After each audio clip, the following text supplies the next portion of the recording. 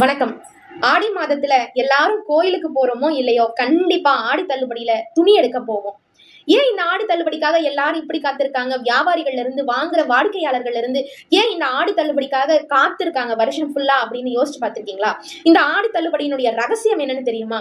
எந்த ஒரு வியாபாரம் செஞ்சாலும் சரி, அதுல ஒரு குறிப்பிட்ட பொருள் வியாபாரம் ஆகாம தேங்கியே இருக்கும். அப்படி தேங்கி இருக்கிற பொருட்களை எடுத்து மக்கள் பயன்பாட்டுக்கு கொடுக்கணும் அப்படிங்கிறது தான் இந்த ஆடி தள்ளுபடியினுடைய நோக்கம். ஏன்னா ரொம்ப நாள் ஆயிருச்சுன்னா அந்த பொருளை பயன்படுத்தவே முடியாத நிலை உருவாகிரும். அதனால ஆடி தள்ளுபடி அப்படிங்கிற பேர்ல தள்ளுபடின்னு சொல்லி கம்மியான விலையில மக்களுக்கு நிறைய பொருளை கொடுக்கறது தான் இந்த ஆடி தள்ளுபடி. குறிப்பா 2 பொருள் வாங்க வேண்டிய இடத்துல நம்ம எல்லாரும் 4 பொருள் வாங்குறோம்ல, விலை கம்மியா இருக்குன்னு. அதுதாங்க இந்த ஆடி தள்ளுபடியினுடைய ரகசியம். இதனால தேங்கி இருந்த பொருளையும் விற்பனை செஞ்சாச்சு, மற்ற மக்களுக்கும் நிறைவு கிடைச்சிருச்சு, வியாபாரிகளுக்கும் லாபம் கிடைச்சாச்சு. இதுதான் ஆடி தள்ளுபடியினுடைய ரகசியம். இந்த ஆடி தள்ளுபடி வியாபாரிகளுக்கு மட்டும்னு நினைச்சுக்காதீங்க. நம்ம உடலுக்கும் மனசுக்கும் தேவையான ஒரு விஷயம் இந்த ஆடி தள்ளுபடி. நம்ம உடலுக்கு என்ன அப்படின்னு யோசிச்சு பாக்குறீங்களா? நம்மளுடைய வாழ்க்கை முறை அப்படிங்கிறது இன்னைக்கு ரொம்ப நவீனமயம் ஆயிருச்சு. கிடைக்கிற உணவை சாப்பிடுறோம், கிடைக்கிற நேரத்துல தூங்குறோம், கிடைக்கிற நேரத்துல இருக்கிற வேலையை செய்யறோம், நிறைய பயணம் செய்யறோம், தூக்கம் நமக்கு சரியா அமையறது இல்ல, நிறைய நமக்கு தொந்தரவுகள் இருக்கு, உடல் உபாதைகள் இருக்கு. இதெல்லாம் கண்டுக்காம நம்மளுடைய பிழைப்பை தேடி நம்ம ஓடிக்கிட்டே இருக்கோம், நம்ம வாழ்க்கையை பயணிச்சுக்கிட்டே இருக்கோம், ஒரு இடத்துலயும் நம்ம நிக்கிறதே இல்லை. இதனால உடல்ல என்ன ஆகுது? சோர்வு தங்கிடுது. நம்ம உடல்ல இருக்கக்கூடிய உறுப்புகள் எல்லாம் ரொம்ப பலவீனமா இருக்கும், சோர்வா இருக்கும். அதே மாதிரி நம்ம கெட்ட உணவுகளை சாப்பிட்றதுனால உடல்லையும் கிருமிகள், அழுக்கு இதெல்லாம் தேங்கி இருக்கும். நம்ம உடல்ல தேங்கி இருக்கக்கூடிய எல்லா அழுக்குகளையும் கிருமிகளையும் வெளியேற்றணும். அதுதான் இந்த ஆடி தள்ளுபடியினுடைய முதல் நோக்கம். நம்ம உடல்ல தேங்கி இருக்கக்கூடிய எல்லா கெட்ட விஷயத்தையும், நோய்கள்ல இருந்து, அழுக்குகள்ல இருந்து சுத்தமா ஆக்க வேண்டியது நம்ம பொறுப்பு.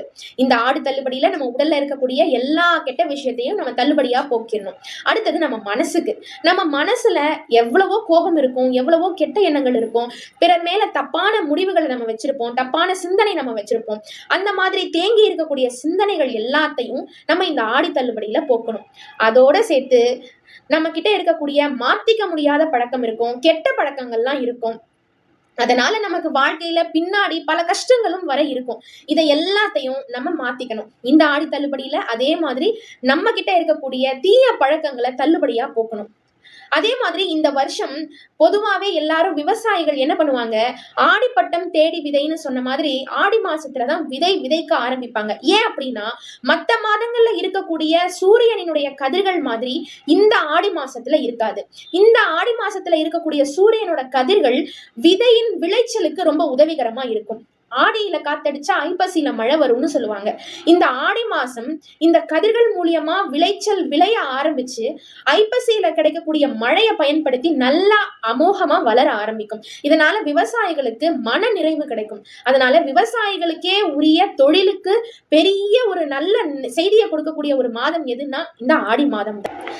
அதோட சக்திக்கு வல்லமை உள்ள ஒரு மாதம் இந்த ஆடி மாதம்னு சொல்றாங்க.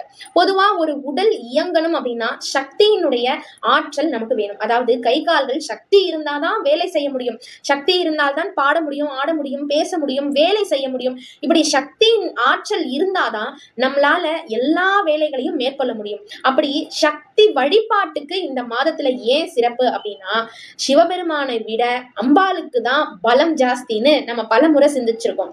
ஏன் அப்படின்னா, ஒரு தாய்க்கு தான் ஒரு பிள்ளை மேல அவ்வளவு அக்கறை இருக்கும். உடனே அந்த அக்கறையினால அவள் அந்த பிள்ளையின் கவலையையும் வேதனையையும் போக்கணும்னு நினைப்பாங்க. அதனாலதான் இந்த சக்திக்கு ஆற்றல் அதிகம். பொதுவாவே ஆண்களை உடல் பலம் வாய்ந்தவர்கள் அப்படின்னும், பெண்களை மனபலம் வாய்ந்தவர்கள் அப்படின்னும் சொல்லுவாங்க. உடல் பலத்தால முடியாத விஷயத்த கூட பெண்கள் மனபலத்தால செய்ய முடியும் அப்படின்னு சொன்னா நம்மளால அதை மறுக்க முடியுமா? அப்படிதாங்க ஒரு தாய் ஒரு குழந்தைய பிரசவிக்கும் போது அவள் உடல் எவ்வளவு வேதனை அடைந்தாலும் தன்னுடைய குழந்தைய இந்த பூமிக்கு நல்லபடியா பெற்றுக் கொடுக்கணும் அப்படிங்கிற ஒரு மன தைரியத்துல, மன பலத்துல அவள் எவ்வளவு வலியா இருந்தாலும் தாங்கிக்கலாம்னு நினைக்கிறா பாருங்க.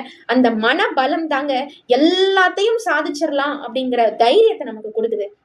அதனாலதான் இந்த மாதத்துல அம்பாளினுடைய வழிபாடு ரொம்ப விசேஷம் வாய்ந்ததா இருக்கு.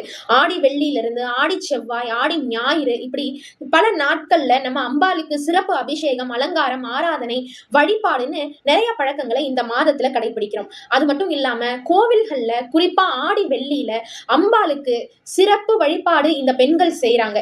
எப்படின்னா மங்கள பொருட்களை தானமா கொடுப்பாங்க. மஞ்சள் குங்குமத்துல ஆரம்பிச்சு மஞ்சள் கயிறு வரைக்கும், வளையல் வரைக்கும் எல்லா பெண்களும் வேண்டிக்கிட்டு குறிப்பிட்ட பெண்களுக்கு தானம் கொடுப்பாங்க.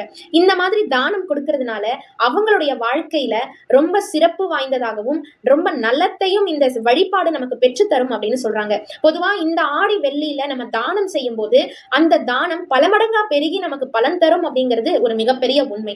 அது மட்டும் இல்லாம இந்த மாசத்துல இன்னொரு சிறப்பு என்னன்னா ஆடி 18ஆம் பெருக்கு.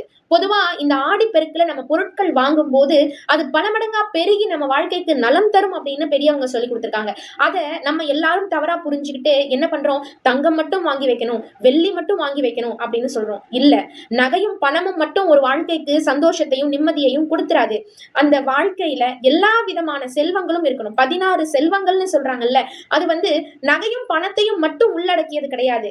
நம்மளுடைய அன்றாட தேவையை பூர்த்தி செய்யக்கூடிய அளவுக்கு செல்வம் இருந்தா போதும். நம்ம வாழ்க்கையில குடும்ப உறவு நல்லா இருக்கணும், மாங்கல்ய உறவு நல்லா இருக்கணும், பிள்ளைகள் நல்லா இருக்கணும். இப்படி இந்த மாதிரியான செல்வங்கள் நல்லா இருந்தாதான் நம்ம வாழ்க்கை சிறப்பா இருக்கும். அதனால பெண்கள் இந்த 18ஆம் பெருக்கன்னைக்கு என்ன பண்ணுவாங்க, தங்களுடைய தாலி கயிற்ற புனித நீராடி மாற்றிக் கொள்வது ஒரு வழக்கமா வச்சிருக்காங்க. இந்த நேரத்துல பெண்கள் என்ன பண்ணுவாங்க, திருமணம் ஆகாத பெண்கள் நல்லபடியா திருமணம் ஆகணும்னு வேண்டிக்குவாங்க. அதே மாதிரி திருமணம் ஆன பெண்கள் நல்ல வாழ்க்கை துணையோட நம்ம இதே மாதிரியா சந்தோஷமான வாழ்க்கைய கடைசி வரைக்கும் வாழணும், தீர்க்க சுமங்கலியா இருக்கணும் அப்படின்னு வணங்குவாங்க. இதுதான் இந்த ஆடி 18னுடைய பெருக்கு. அதே மாதிரி எல்லாரும் ஆடி முதல் நாள் அதுவுமா என்ன பொருள் வாங்கி வைக்கலாம் அப்படின்னு ரொம்ப குழப்பமா இருப்பாங்க, யோசிச்சுக்கிட்டு இருப்பாங்க. எது வாங்கினா அது நமக்கு நன்மை தரும்னு யோசிப்பாங்க. முதல்ல அரிசி, பருப்பு, உப்பு, சர்க்கரை, மஞ்சள், இந்த 5 பொருட்கள் மட்டும்தான் நம்ம வாழ்க்கைக்கு எல்லா விதமான நன்மையையும் தரும். நீங்க வாங்கி வைக்கிறது மட்டும் இல்லாம உங்களால முடிஞ்ச ஒரு 2-3 பேத்துக்கு ஒரு கைப்பிடி அரிசியாவது தானம் செஞ்சு பாருங்க. அதுல கிடைக்கக்கூடிய மகிழ்ச்சி வேற எதுலையுமே கிடைக்காது. நீங்க நகை வாங்கணும், பணம் வாங்கணும், நல்ல செல்வம் தான் நமக்கு சேரணும், கார் வாங்கணும் அப்படின்னு யோசிக்காதீங்க. அடிப்படையான தேவைகளை நிறைவேற்றும் அளவுக்கு நமக்கு செல்வம் இருந்தா போதும். அதுக்கு மீறின செல்வம் எல்லாமே நம்ம பூட்டி தான் வைக்க போறோம். பூட்டி வைக்க போற எல்லா செல்வத்துக்கும் பாதுகாப்பு கிடையாது. எப்போது என்ன நடக்கும்னு சொல்ல முடியாது. நிலையாமை அப்படிங்கிறது தான் இந்த ஆடி மாதம் நமக்கு சொல்லிக் கொடுக்கிற முதல் விஷயம். நகையும் பணத்தையும் தாண்டி உன்னுடைய வாழ்க்கைக்கு மங்களம் அப்படிங்கிறது ரொம்ப முக்கியம் அப்படின்னு சொல்லிக் கொடுக்கிற மாதம் தான் இந்த ஆடி மாதம். நன்றி, வணக்கம்.